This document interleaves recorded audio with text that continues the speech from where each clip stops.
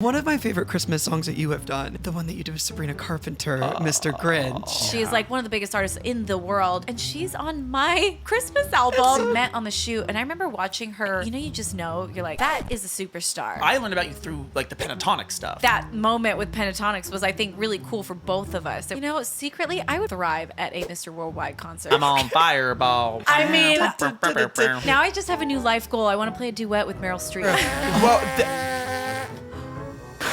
Hey. Hello, we are here. Welcome back to Counter-Melodies. I'm Jonathan. It's Anthony. Hi. Oh my goodness, it's good to be back. We've had, like a little 2-week hiatus? I know, it's been a minute since we've done a podcast episode, yet I have seen you Every single day. And it will keep happening for the rest of our lives. Exactly. Oh my gosh, but we're so happy to be here. How was your week? What have you been up to that I wasn't a part of? Just to say, I was like, you've been here for the whole thing. Oh my goodness. So many exciting things. We filmed with Christina Perry this week. We did. It's amazing. We also filmed with Rachel Platten this week. We did. But hopefully Rachel Platten and the other Christina video will be out by the time you guys at home are watching this podcast. That's right. So please check it out.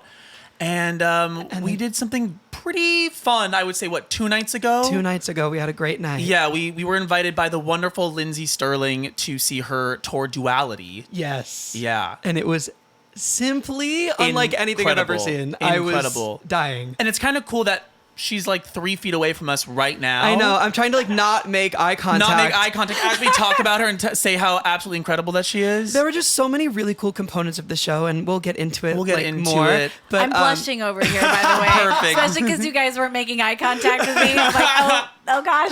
Perfect. Yeah, she was like flying and stuff while like, playing violin. Jaw-dropping, death-defying. Death-defying. Death-defying. There was a moment where I was like, please don't fall. Don't hurt yourself. Please don't fall. Don't hurt yourself, Lindsay. Man. Well, I guess we should get into the best intro in the world. We do. We do lovely formal intros here, and Anthony is gonna read this one off. Here it goes. Oh, yeah. Oh, Counter-Melodies. Oh, yeah. Oh, Counter-Melodies. Oh. This is the intro, best one that you've ever heard. Okay, Ready? I can't wait. Okay. Guys, today we have a guest like no other. Sometimes you get to talk to people who are masters of their craft, which we love doing, and a lot of our episodes have included that. But it's not every day that you get to speak to somebody who literally created their own lane. As an undeniable talent and trailblazer for violinists everywhere, she has literally created her own genre of music, at least I would say that, earning over 4 billion YouTube views. And she just released an album this summer called Duality and wrapped her 15th tour. That's what Wikipedia said. So we're going to go with 15th tour just this week. Everyone, please give it up for Lindsey Stirling. Oh, thank you. Thank you for that stellar intro. Was it the best one you've ever heard? I think so. Okay. That's what I was hoping for. I think it was. No, wait, I had panic. I had a panic run through my body as I said the Duality tour. I know that's the album. Is that also the name of the tour? It is. It was the Duality tour. You nailed it. You felt it as you were there. I really did. I felt the duality Yes, you in did. it. Actually, I really did. We'll get into it, but you work really hard to make these moments have these kind of like emotional, I don't want to say whiplash, but like you go from hard and raucous to like these very tender moments. Did you say raucous? Raucous? That's a word, right? That is a great word. Wait, I like raucous. What does that mean? I think it means like, I was thinking like rock in my head and then raucous came out, but I think it's kind of like, Raucous. How do you spell it? R-O-C-K-I-S-U-S? Raucous. sure, this is officially a spelling podcast now. Which is my worst skill for sure. Oh, okay. Yes. So if you want to really challenge yourself, then for the next tour, it's a spelling bee in it's the middle. a spelling bee in the middle. In the middle of the show while I'm sweaty and tired and thinking music. Or Ask me to listen, spell. the audience yells out like a word, and then you have to bend your body into the letters to spell the letters. Which I feel like you do anyway. You're very bendy. Well, yes. Can I say that? Well, yes. I was about to be like, thank you. Well, yes. I am. You know, I have one particular spot in my back that I don't know. I've just been able to literally bend in half. I'm not sure why. Wow. That's and incredible. you take advantage of that. And I it's sure very do. exciting. Gosh. What came first? Sorry, I'm so sorry. No, it's all you. We have so many questions we want to So get to. many. What came first, the dancing and the bendiness or the violin? So 100% the violin. I've played Okay. that since I was like 6 years old. I don't really remember anything before violining. But I actually didn't start dancing until I was 23. And Wow. I mean, like, literally, I'd never danced before. Wow. And it was interesting to kind of, as an adult, take up, like, all right, I'm going to start to try to hone this craft. And it all happened because I was writing this music that was really big and beat driven. And always, the end goal for me was, I want to put on a show. Yeah. And so I was like, Yeah. well, okay, listening to this music, it feels like it needs to move. I need to be able to move. And I was such a statue as I played. So I started to teach myself and then get dance lessons. And then one of my coaches one time was like, your back is incredibly flexible. And I was like, what? What do you mean? And then I was like, oh my gosh, you're right. Well, yes. Wow. Well, yes. What? Well, yes. Now, if you did, thank you for that. Now, if you weren't holding the violin, can you do like little like back walkovers and that kind of stuff, or is it? No, actually, like that's pretty much like if you take the violin away, I am very awkward. Like I don't know what to do with my arms. I watched Dancing with the Stars. That is not true. Honestly, that was my biggest challenge though in Dancing with the Stars was I never wanted to let go of my partner because he was, I was like, I don't know what to do with my hands. Like when I let go of you and he's like, it's okay, you're fine. Put it out to the side. Give me a little wing arm. Like, Oh, wow. A little wing arm. And for those who are not watching at home, that was a little wing arm. There's a little flick. little It was a wing. little wing. Imagine a flick. Imagine a wing. Right. And it You just see it. stays. And it just stays. Oh my gosh. Okay, so growing up playing violin, what inspired you to like make it into a pop thing or like go a little bit more like mainstream sound? Yeah, it's funny. I did classical music all growing up, Yeah. and then when I was in high school, I actually was like a big fan of this band in our high school named Stomp on Melvin, and I had a crush on every single one of those boys, and they were like 3 years older than me, but I kind of convinced them that they needed a violin in their band.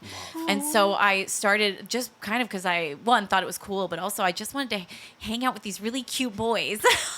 And they let you in? And they let me in, and I joined Stomp on Melvin Okay. and got myself a little electric violin, after I'd been in the band for a while. And it just kind of opened my little mind up to the fact that there was more, and the violin could be something different. And, I went to college to study classical music, actually. But before I even started the program, I just was so aware that I'd lost my passion somewhere along the way. And I was like, okay, well, I'm not going to pursue this. I ended up studying film. Oh. But I was like, I'm not going to quit either. Like this is such a part of my identity. I know there's pieces of it that I love. And so I kind of went on this journey to like rediscover myself in music. And for the first time ever was like, well, if I was just going to choose anything, what would I want to play? Because as a classical musician, you're told exactly what and how, Right. and everything is articulated for you. And so getting to kind of discover and try different styles of music and, really opened my brain. And then I started writing. It's amazing. And that journey led you to YouTube, or was YouTube kind of like, were we watching in real time, you discovering your sound?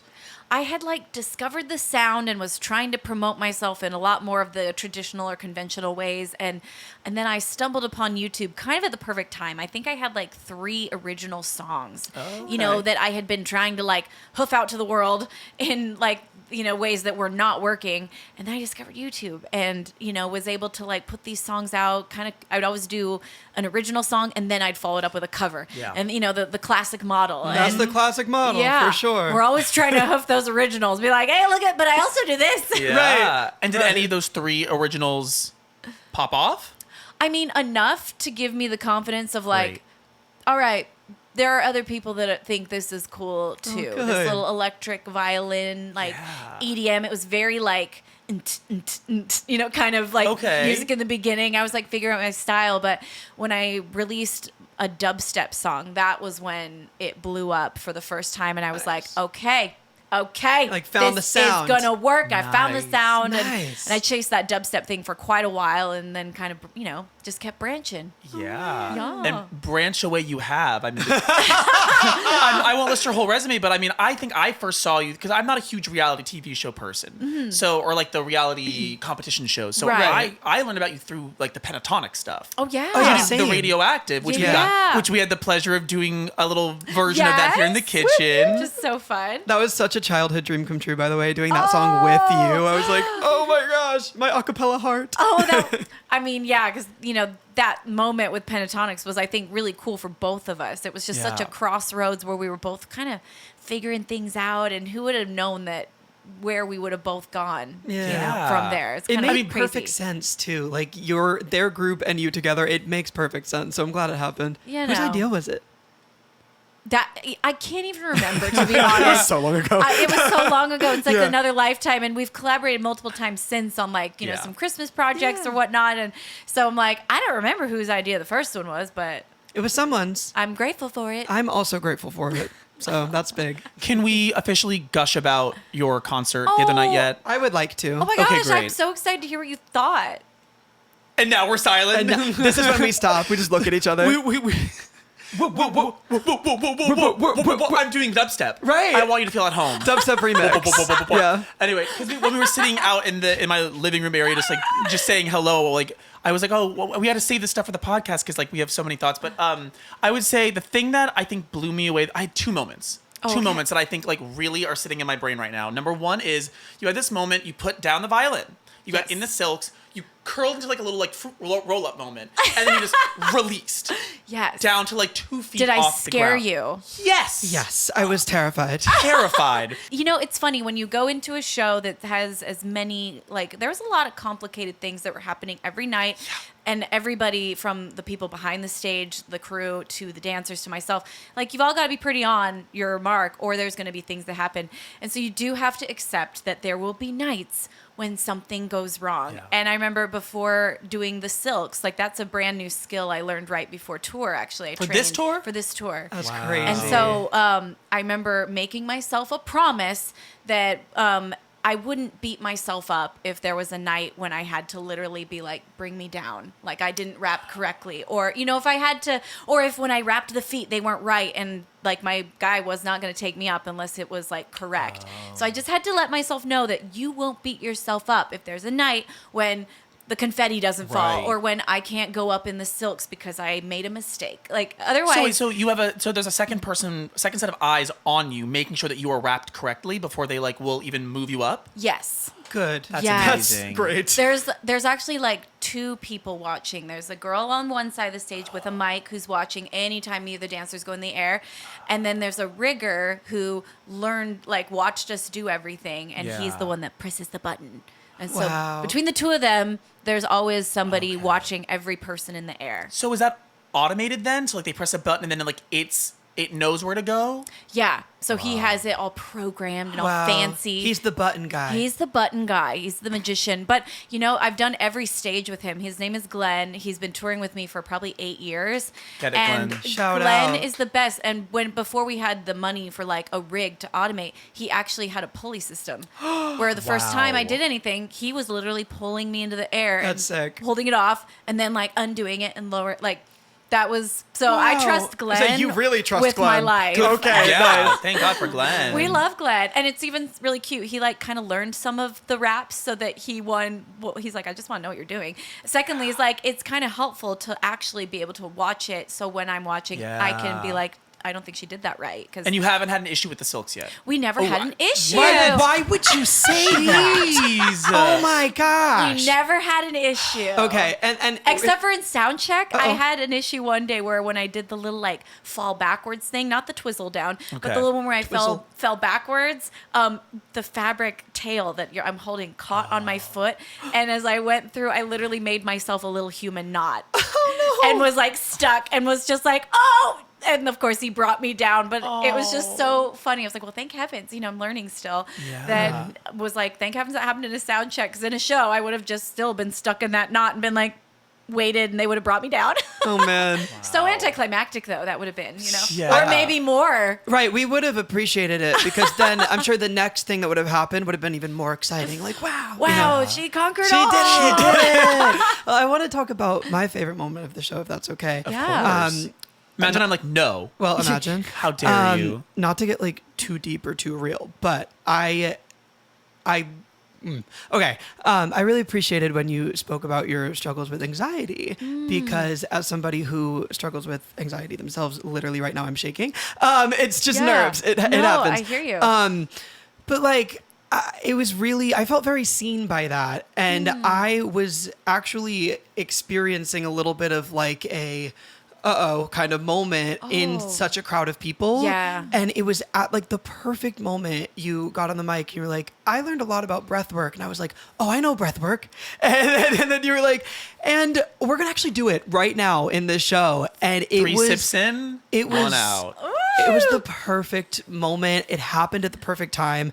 And I really appreciated you like doing that because I don't think a lot of artists do that enough. So that Yeah. was my favorite part. It really Oh, I'm was. so glad. I mean, I really meant it when I was like, this has changed my life, and it helped me come through a time where anxiety was starting to become debilitating for me, and learn how to one, understand it, and then two, use my own body to be like, we're okay.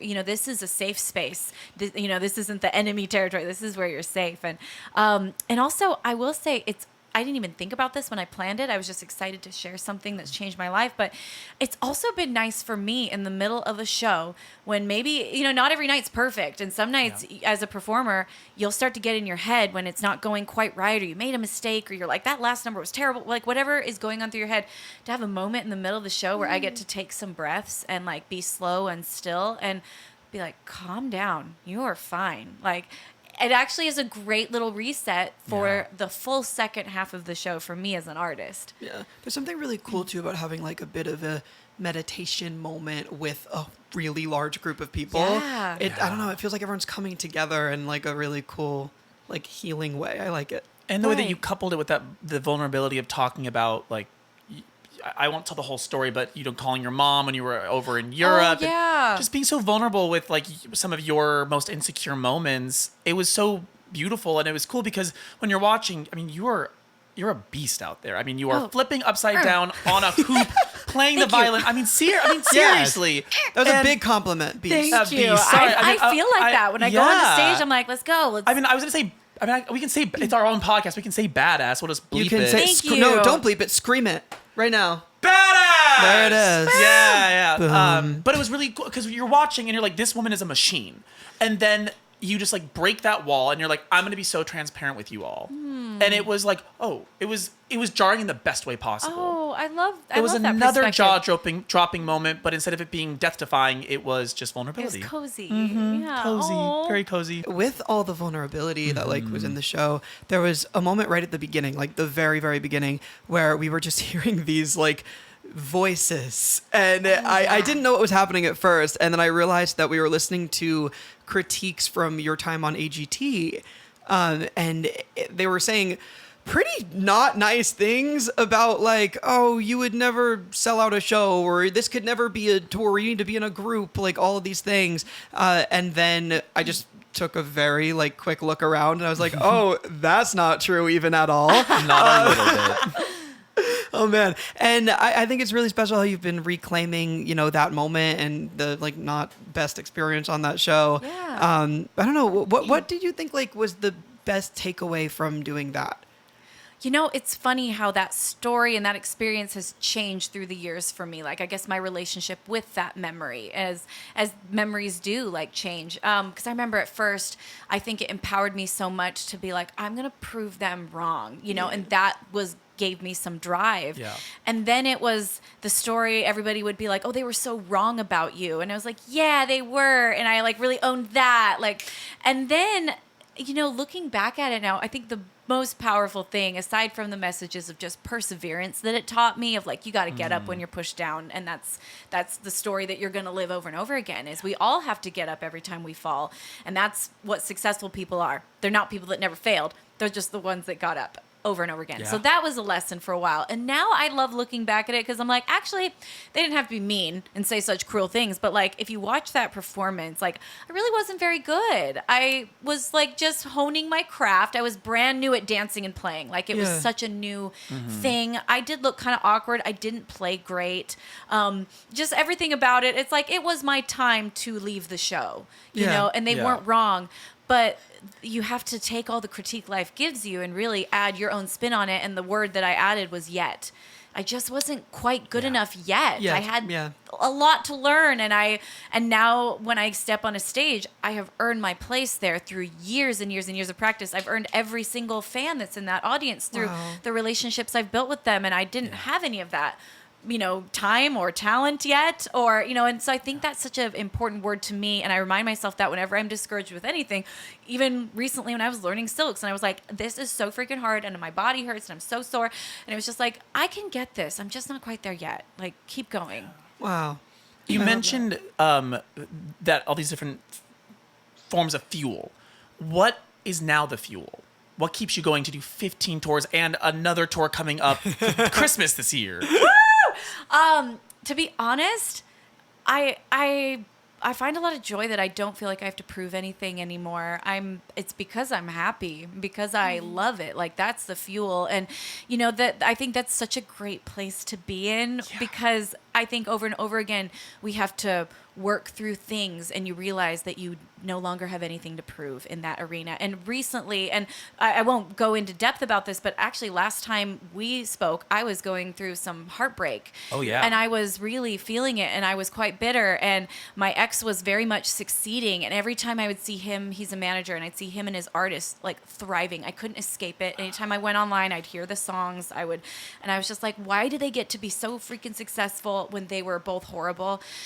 But then fast forward now, they're still killing it, and it doesn't hurt anymore. Right. I don't care. Like, I've got nothing to prove. It's all Right. ego. It's all this, like, I need them to know that I am better off without them. Actually, no, I don't. They're Yeah. not in my Right. life anymore. And Right. if they could be the most successful people in the world, or living in a cardboard box, and it wouldn't affect me. Like, Right. and same with like the judges from AGT, like getting years ago, having the opportunity to let go of that and realize I don't have to prove anything to you anymore. Yeah. And like, the end goal is like, am I happy doing what I do? And it's like, yeah, I love it. I'm very tired right now. Sure. I just got off the tour and I'm exhausted, but like, Sure. we go back out in 2.5 weeks, and I will be so excited to be back with my tour peeps. Anyway, so that's what fuels me. I love that. Love that. Also, the mute button is very powerful on social media when you're trying to not see it Yes. anymore. No, Yeah. that has helped me so Wait, much. you can mute a specific. Oh, anything. Oh, yeah. You can mute anything. You can say you're not interested in a specific song or a What? specific. Oh, yeah. Oh, and I just learned today that you can't block on YouTube, but you can hide someone so they can Oh. see your content. They can still leave their mean comments, because I've got this one person right now that's leaving paragraphs every time. Oh my gosh. And not only does it go to a filter, I don't even see it in the filter. So it's a Amazing. one-person echo chamber, and they don't even know. Okay, I apparently need to pay more attention to my platforms that I Yeah. live on. Or actually, just keep don't looking at it. Keep don't don't looking. looking at it. Keep don't looking. Yeah, Right. there we go. I will say it was really funny because I will say on tour there was the song that was being played by one of my openers, and every night I would hear it right before going on Oh, stage. man. And I remember at first being like, should I have a chat with them and ask them not to play that song?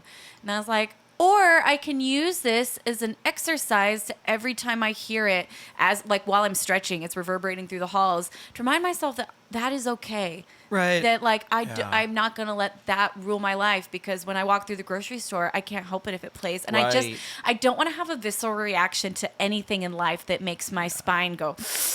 And so Yeah. it was almost like a little bit of a litmus test to continuously Yeah. be like, I can be okay with this, and I can, I don't know. So, but I wish I'd known earlier about the mute button, because that would have been great when I was really going through it, and I could have been Right. like, we don't want to hear that thing. Yep. Yeah. Right.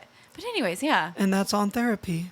And There you we go. Love therapy. Love therapy. Nice. Oh man. Wait, not to like bring us back to AGT. Oh, yeah. But I just wanted to tell you how much I relate to that story, because I did a show called The Four on Fox. Oh, I remember that show. And I did He was season platinum blonde. Platinum Blonde. I know a lot of people don't recognize me anymore, but like they will sometimes connect the dots in my comments, be like, "Wait, this is the guy from The Four." No It's way. crazy. Oh my gosh. But when I did the show, I was I was so nervous. Like course. there was just so much anxiety, but like in your own head, like in the back of your head, you think you are the most ready that you could be because it's the most ready you have been. Yes. You know? That's so true. And that was the moment that like I was 19 years old. I didn't at all know what I was doing.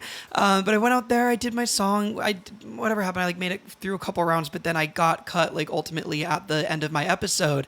And there was this big like group of people rallying behind me online that were like, Anthony was robbed. He was robbed. Like, and it was very sweet. Right. And right. in my heart at the beginning, I was like, you're right. They did me dirty. Yeah. Like all those things. And that was kind of the narrative that I was like trying to, you know, identify with. And like, I was trying to consume that as much as I could from the people around me. But then life has gone on.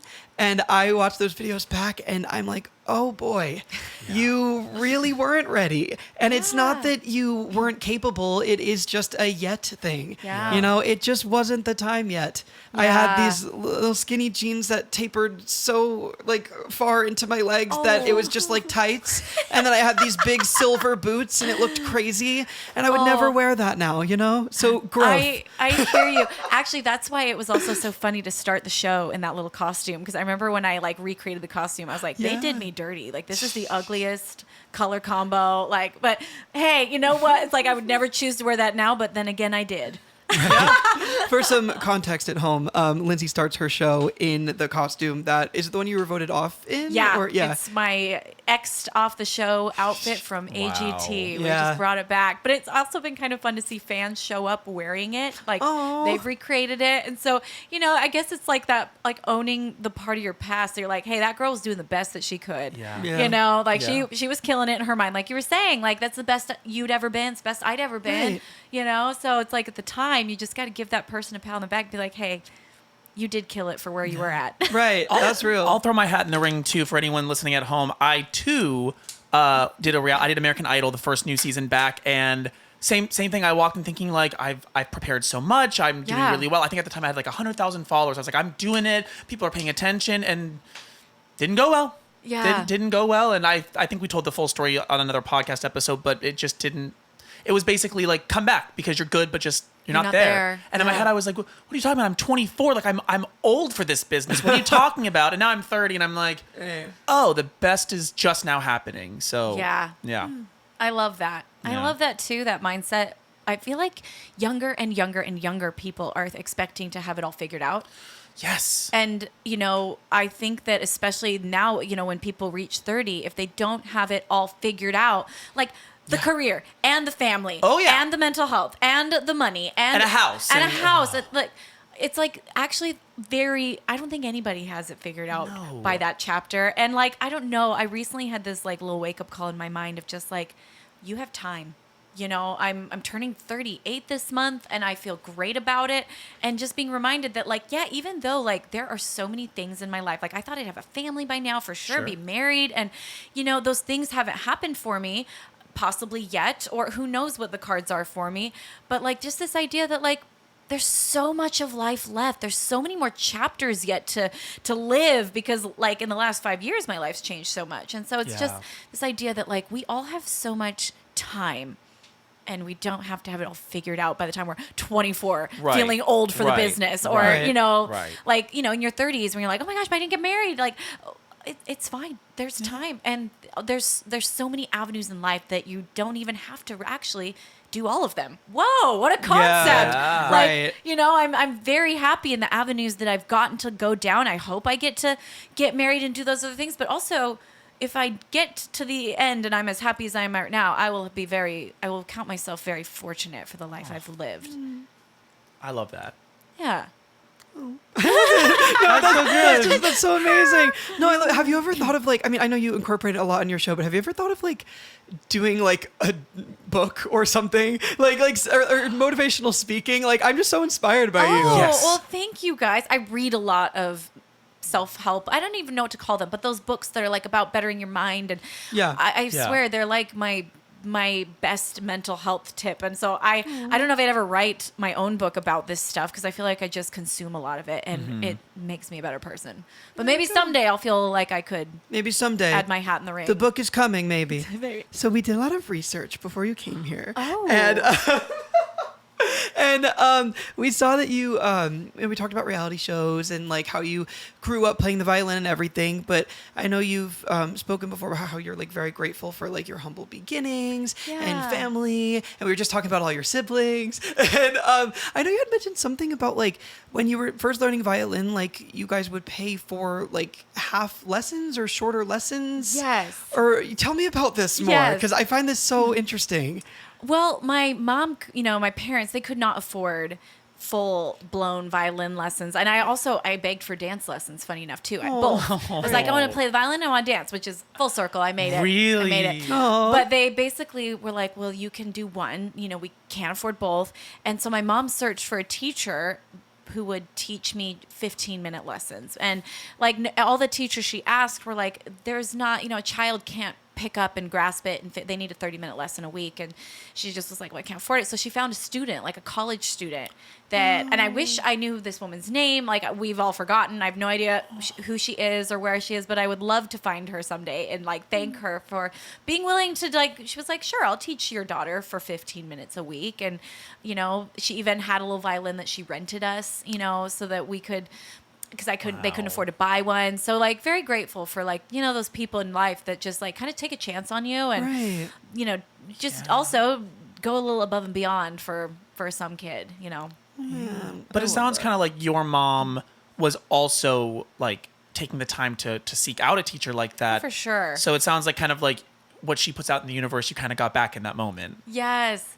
No, my mom is like a literal angel, and I hope everyone feels like they have the best mom, but I have the perfect mom for me. Oh, who just, I love how you just said that. I have the perfect mom for me because I always feel bad saying I have the best mom because Right, it's like exactly. a lot of people have like he's got an amazing mom. I love my mom. You love Right. your perfect mom for me. I mean, Perfect mom I for me. personally do have the best mom, but No arguments here. Okay. Julianne is great. She's wonderful. shout out, love you so much. We had a very long conversation today. But that is amazing, and obviously, like, it's not the only way to like grow up and feel supported is like by your parents, obviously, but it is a very special way to grow up, and I think that's incredible. I think some kind of mentorship, like a lot of people find other people that fill those roles, and just having like a source of like, you got my back, like so grateful that I had that through my parents, but like, people are angels for other people all the time in like really unique ways, and it's just so special to see. Okay, I love that. I just want to talk about that because I love family. That's Oh, all. I'm so glad that your mom is the best mom for Right, you. best mom for me. Do you feel Right. like your family life and being, it sounds like you're really connected to all of your family? Mm-hmm. Yeah. Do you feel like that's impacted how, because you've done a lot of tours, and tours, people always say it's like becomes like family. You've Yeah. had Glenn, I think you said, for all the tours. 8 years. Do you find that like you hold on to people because of, you trust and you love and 100%. Well, and I remember before I started touring, I was like afraid I would hate it because I'm a homebody. Right. And also I like a sense of community. And I had heard that, touring is so transient and you get like different people every time. And I've really tried to hang on to the people that like, once we got a rigger, we found one we liked and was like, okay, I'm going to hang on to you. I've had my same tour manager for 12 years. My drummer's been with me for 13 years. My lighting director for 10 years. Like, so really, once I find people I love, they become like my family. And it's like, I'll do whatever I can to keep them as long as I can. And so it does become a really special thing. And that's the only reason I can tour as much as I do is because that like homebodiness became attached to like a bus with my people, and it works for me that way. Wow, home is in the people. It really is. build your own tribe? I built my own little tribe, Look at that. And now, do you bring the same team on? Sorry. No, it's a real I question. just know your tone of voice. I feel like you're about to get funny. Are you not? No, I'm not. Okay, Sorry, I was being just sincere. kidding. I'm sorry. You are right, though. That was the like. That was very- Now yeah. I'm gonna ask a question very dry. No. Okay. I was gonna ask, when you do your Christmas tours, like, do you keep the same team through that as well? Yes, same Okay. team. We just change costumes. You've become like a bit of a Christmas staple. Like when I think of like Christmas time, like I think of your music. I really do. Oh my gosh, thank you so much. That's like such an honor because I mean, have loved diving into Christmas and I never would have actually thought that I would be a Christmas artist. And now that I've like kind of become like, oh, it's a part of my every year. Yeah. I love it. And I feel like such an honor to be joining hopefully someday, the Bublés and the Mariah. Like, I want to join that club officially. It's one of the best things that you can do as an artist. It's so fun because Christmas always happens, y'all. It does. So you get to make It does. more music. You do. And And the same songs resurge. It's not Right. like an Yeah. album of originals where you run its course. You hope some fans hold Right. on to favorites, but then Right. Christmas, the same exact songs. Like, it's like they're rebirthed Yeah. every year. Which is great. And then you become Pentatonix and run out of Christmas songs. Oh my by gosh, however many the honor. albums. Yeah. No, Scott did this really funny video on TikTok. In their most recent Christmas album, they used the song, the Seal song, "Kiss from a Rose." Kiss Yes. by a yeah. As a Christmas As song? a Yes, Christmas 'cause song. There's one lyric about it snowing, and they were like, "That's Christmas. enough for us." They're So- like, we are out. We need one more song. But I'm pretty sure there's like old school hymns they could still do, right? I mean, like, And like probably. modernize them. Right. I mean, I But guess. no, there's a secret Seal fan in the group that was like, we're That's doing it. this. Right. And we are going to put it on the Christmas And it's album. going on That's the album. Seals at every concert front row. He's our number one fan. Well, one of my favorite Christmas songs that you have done is the one that you did with Sabrina Carpenter, Mr. Grinch. Okay. It's so wild to me because like we did that song together, I think in 2017. Yeah, 2017. And it's just crazy what has happened in her career and how she has absolutely transcended, you know, like the universe. She is Yeah. like one of the biggest artists in the world. And I'm like, and she's on my Christmas album. so cool. Yeah. And I'm like, what a beautiful treat. Like, oh my gosh. So I've always loved that arrangement. I've always loved her voice on it. She's And the always video's been a star. super cute too. Thank you. And I remember I met her at the shoot because we had talked on the phone before she recorded it. Oh my and like, gosh. but she was touring and I was, I remember we just never met. So we met on the shoot and I remember watching her film and you just know, you're like, that is a superstar. Yeah. Like she has the it factor so strong and she was so sweet. But it was just that moment of like, oh yeah, this girl's going places. Like, feel lucky I caught you on the way up Oh, man. because she's amazing. How did you find her? Did you like find her through Disney or did like your teams connect you guys? It was kind of I kind of was like, I want a young woman, like a young female voice. Like I hadn't Yeah. heard a version of The Grinch Yeah. that had like a young, and so we were listening to a lot of people and when she got suggested, I was just like, yes, because she's always been so talented. Her music from that era, sorry, I'm just gushing over Sabrina Carpenter Yeah, now. she's 'Cause I'm amazing. obsessed. Her music from that era was everything to me. And I feel like people don't know about it as much, but like in her like maybe not her like first one or two albums, but like she had this like little double album that she did, like a volume 1 and a volume 2. And my brother and we lived in Florida at the time, and we would just bump it in the car. It was so good. She was out here making hits from day one, and now the world knows finally. So that's real. Everybody joined your train. That's right. I've been Absolutely. on the There we Sabrina train. go. I've seen 2 of her tours. Like that's a big deal. Wow. I know. I saw her like 2 years ago at the Will Turn. Wow. What? And she played the Greek last year, right? Yeah, I And saw now her at the she's Greek. gonna be in the stadium. Like Insane. she'll be at like SoFi when she comes back, which is just, It's just what a insane. trajectory. Unbelievable. Real quick too, that music video you guys did for Mr. Grinch, the reason it became one of my favorites is because I used to work at Universal in Orlando. I used to sing there, and Oh. they would play that music video on the big screen like all the time during Christmas time, and I would always walk by and be like, oh my gosh, yeah. Oh my and- goodness. In a way, your DNA is baked into the Christmas album that we did with Republic, and we had it's not. that was the that's reference true. point. Wait, that was literally the reference point. Wait, that's Yes. actually so true. No way. We did a Christmas album with a group called Ear Candy that we started in the pandemic. Acapella. Acapella group. And we did a Amazing. version of Mr. Grinch that was female led. And my it was, goodness. yeah. And the reference point was that version. I guess it honored. was. Yeah. Like I'm That's so honored, cool. and my lawyer will be in touch. Like, but like not seriously a reference. Like it's just like subtle influence. Right. I guess you were though. That makes perfect sense. Oh my gosh, that's so cool. That's surprising. Well, we have a game. Okay, let's play a game. It's called Violin or Viol Out. Oh. All right, now please explain the game because I forgot. I'm violin. Your violin. Yes! Okay, I'm amazing. getting the concept at least. Game is over. Okay. That's it. Whole thing. Well, it's not quite that, but we'll get into it. okay. So in this game, we're going to name a celebrity along with 2 classical instruments. And then we're going to have you guess which instrument they played growing up or still currently play now. Okay. So are we violin or are we viol out? You know what I mean? Okay, I got it. Okay, number 1. Did Aretha Franklin play the tuba or the clarinet? What do you think? The clarinet. The tuba. What? I Can know, you she's a tuba imagine? player. Wow. That Insane. is actually also the tuba is very hard. Right. I would imagine. Yeah. It says here that she did it in high school. I tried the trumpet once, and that was that was enough. That's a no-no. Did That you was play in orchestra? no. In high school? No. I no, played no. the trombone. Wow. Oh, Big deal. that's pretty cool. All throughout middle and high school. I had to take Wow. that thing on the school bus. Is every it kind day. of like the violin? I mean, obviously it's like a fretless thing. So the tuba, or sorry, the trombone. see what you're Yeah. saying. You know, like, are there specific?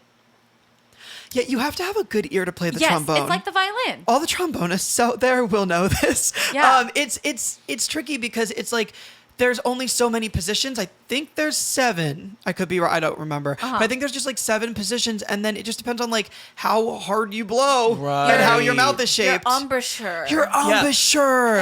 Well, that just unlocked a memory. That just Wow. unlocked a memory. Because sometimes if you weren't You able- tried to hold it in. You were so committed. Listen. I never do anything half-assed. Absolutely, no one will ever say that about Thank you. Thank you. Sometimes That's I a would full just ass have man. to full ass man. Sometimes I would just have to practice on my mouthpiece. So I'd have to do yeah. that.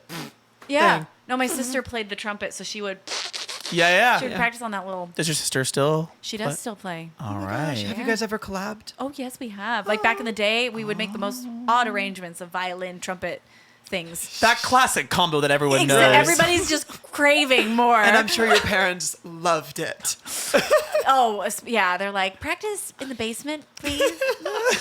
Okay, so now we have Meryl Streep. Did she play the violin or cello? I'm gonna say the violin because I'm hoping that Meryl Streep and I have this in common. Yes, she does still What? play violin. Okay, now I just have a new life goal. I want to play a duet with Meryl Streep. Oh my gosh, we need to make that happen. How fun would that We'll be? just call her. Right. We have her on speed dial. Yeah, do you want to just call Meryl real quick? Yeah, give her a good Perfect. shout out from me. This says that she played for a movie in 1999, Music from the Heart, and Mamma Mia as well. Oh, I know. Crazy. Look at our little facts here. Actually, I think I've seen that movie, Music from the Heart. So that was subconsciously like lodged in my brain from like the 90s. Yeah. So now when someone says, "Why do you play violin?" you can just say Meryl Meryl Streep. Streep. Right. She made it That's happen.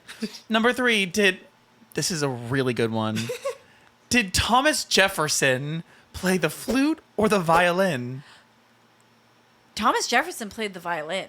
That's right. You seem really confident. I knew Why do that you- one. Yeah. Okay. I did. Okay. Takes one to know one, you It know. says here that he played the cello and the violin, and he used to play duets with his wife. Oh, how sweet. Very sweet. Do you think that you would prefer having a partner who also plays violin, or would that just be a lot? That'd be a lot. Right. I will say in like past years, people have tried to set me up like, oh my gosh, I know a guy you need to go out with. He plays the violin. And I'm like, of all the things that we can have in common, that is, I think, the least important.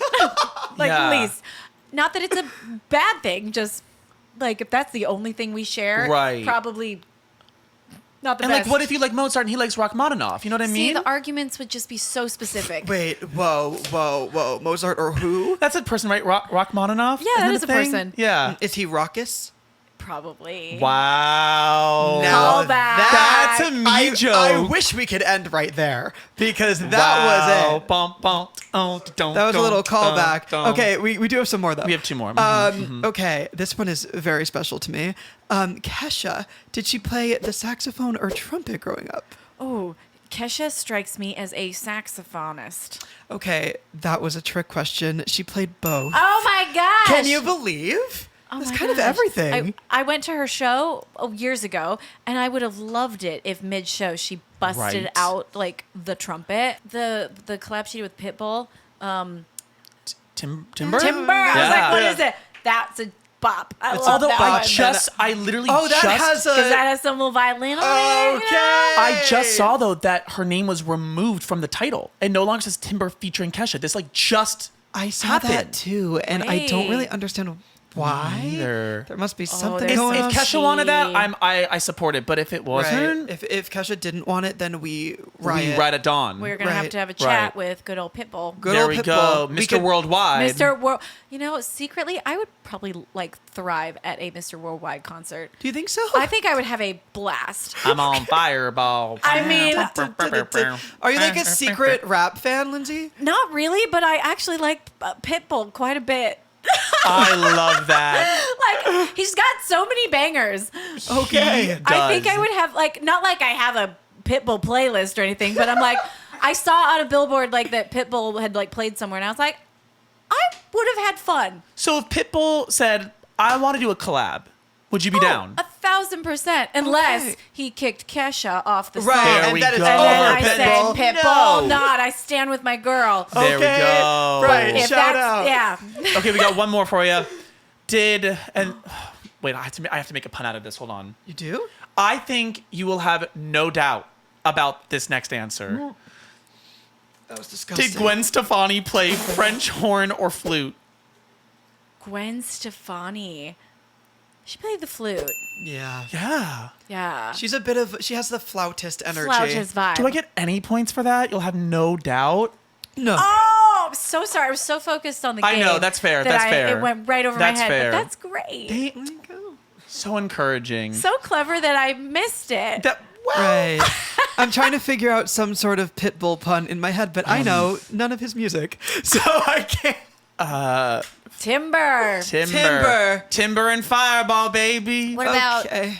On the Floor? Jennifer Oh, Lopez. right. That's what I mean. Yes. He's got sneaky hits. Right. For days. Sneaky hits. That's Okay. the thing. When you have like a hook that's not done by you, you forget. Right. Yeah. Yeah. Well, anyway, Anyways. I think that's all the time we have, That's the y'all. time we've got. But before we let you go, though, can you let everyone at home know where to find you? You can find me where all musicians be found on all the platforms. MySpace. MySpace, MySpace, absolutely. okay. But yeah, just by my name, Lindsey Stirling. With an Yay. ISTIRLING. Yes, like you're stirring something. I do Like have to you're say stirring. something. We were I know what you're gonna say. We were leaving the concert the other day, and there were guys selling fake merch out in the parking They lot. always do. But they had your last name spelled wrong. Oh, jokes on them. Yeah. Jokes on them. Jokes on them. That actually makes me feel kind of sad for them. Right. I know. Spell check, especially as you know, not being a good speller, it's like I empathize, but still, Right. don't be Right. bootlegging merch. Okay. Well, thank you so much for joining us. We really appreciate it. Thank you for having Thank you, me. thank You guys you. are delightful. Oh, you're the best. Hey guys, thanks so much for watching this episode of Counter-Melodies. Make sure to like, subscribe, and turn on post notifications so you never miss a moment from us. See you soon.